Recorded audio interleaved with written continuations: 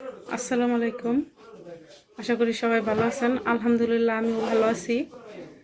তো এত রাতে আমরা কোথায় যাইতাছি জানতে হলে অবশ্যই আমাদের সাথে থাকতে হবে আর ব্লগটি দেখতে হবে। কই যাইতাছি দেখতে হলে আমাদের সাথেই থাকেন।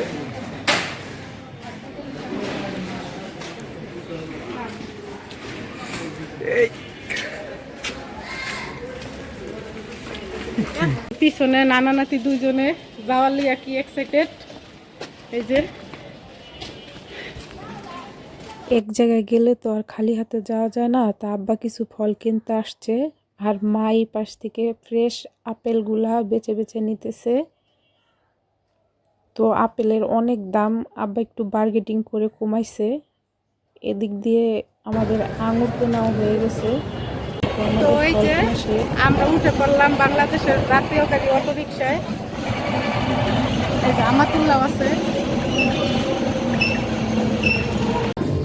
এই যে রিক্সা থেকে নামলাম আর আব্বা এই যে এই পাশ থেকে রিক্সা ভাড়াটা দিয়ে দিল।